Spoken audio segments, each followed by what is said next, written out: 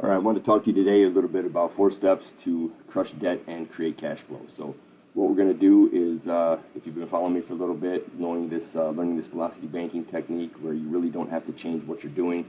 You don't have to eat rice and beans. You don't have to, scrimp and save. You don't have to get an extra job. There's just a different way that you can go about where your money goes first. That will get you out of the hole, and we're going to start building some wealth. So, here's your 4 simple steps right here. First thing you have to do is you have to know your numbers.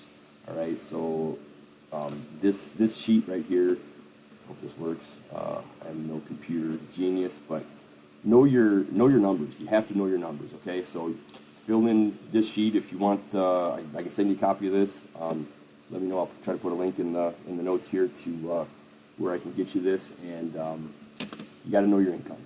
So what's your income every month? This is all monthly numbers. Okay, so what's your income? I know sometimes it's hard. We're not all salary, right? So it fluctuates. So look back, what'd you make last year?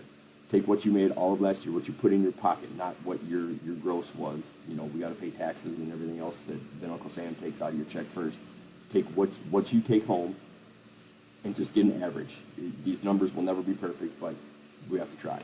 So let's find a monthly average income, and then you have to put all your bills. So what are your bills? What are you paying every month?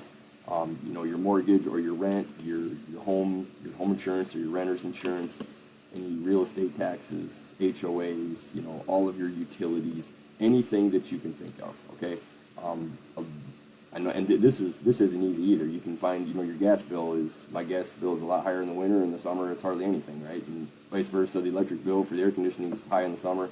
So just go through and find your average. If you can take what you paid in electric last year and get an average of that. Go through. If you've got your phones are pretty, internet phones, trash. Those things are usually pretty solid. Any car payments that you make, put those in there, add them up. Fuel's all over the place. I know, whoever's it's up and down. So put your best guess in there about what you spend every month in fuel, gas for your car, insurance, credit card, minimum payments, anything that goes out. Maybe you have a vacation fund that you like to put in. Put a line in for that. And it's this miscellaneous everything else. It's hard to know when your kid's going to need some new cleats for whatever sport they're in next. You don't see that coming. You got to put a little something in here for stuff that just happens to pop up, right? We know about where that stuff's at, about how much we spend every month. So try to get that down. And you don't have to nail these numbers down. Basically, what you need everything all added up. Okay, so we need to know our monthly income and our monthly expenses. Hopefully, there's a little bit more income than there is expenses, and that will give you a positive cash flow. It doesn't always happen, and I get it. Sometimes we gotta, we come over to credit card debt. So this side, list out all of your debts. So whatever this minimum payment is right here will go, this will go over into your bills side. So I kind of got credit card minimum payments over here, but we kind of want to split everything out. We want to see where all these debts are. So if you've got a mortgage, hopefully you got a mortgage, and we've got some credit, some equity built up in there. So just put all of your minimum payments, your balance owed, and your interest rate if possible. This sheet will help you then start to pick off what we want to pay off.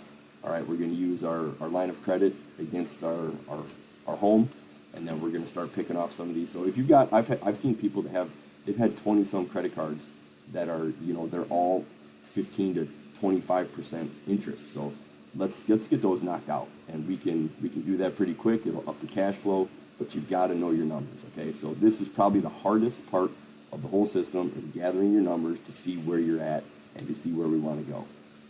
So after you got that, then you got to find your debt tool. Okay, so there it's hopefully it's a line of credit.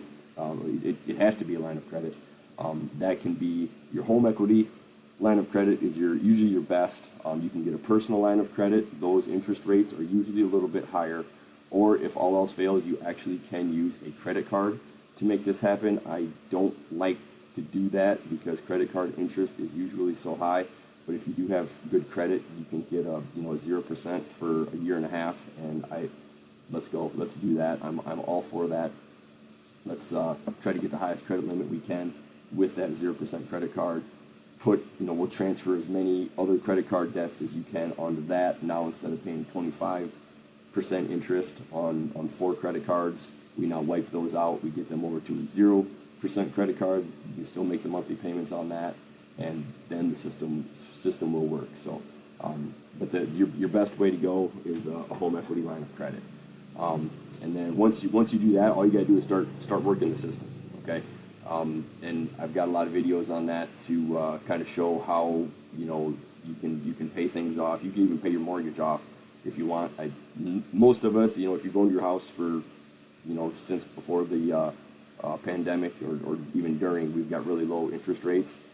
I wouldn't necessarily use velocity banking the way the things I'm teaching here to pay off your mortgage. If you've got a 3% mortgage and you've got a home equity line of credit at 9%, to me that really doesn't make a lot of sense. I would hold on to that 3% mortgage, but if you hate it and really just want to get out of debt, velocity banking will get you out of debt faster. You can usually pay your house off, most cases 5 years or so, 5 to 7 years. I don't think I've ever seen a case where someone hasn't been able to pay off their house in 7 years. So if that's what you really want to do, you can use this method. Otherwise, if you've got a 3% mortgage on your house and that's your main goal, you want to pay that off, you're probably better off just taking your excess cash flow and putting it against that mortgage rather than using the velocity banking method. But that's up to you.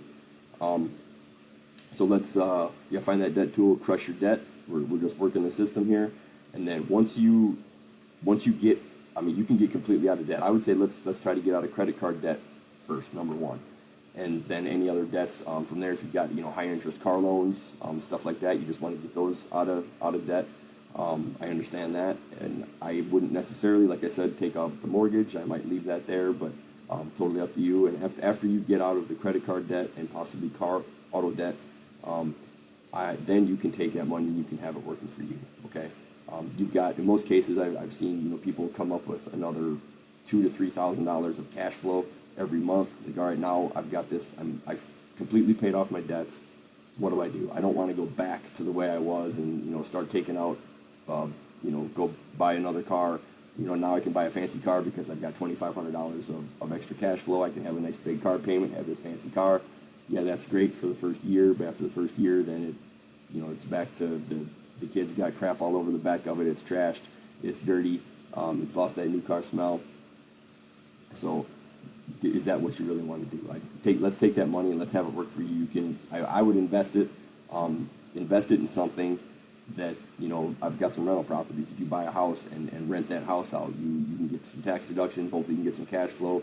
And by buying the house, yeah, you're paying monthly on that house, but you'll get extra cash flow coming in through the renter, and then that extra cash flow, maybe that pays for your fancy new car.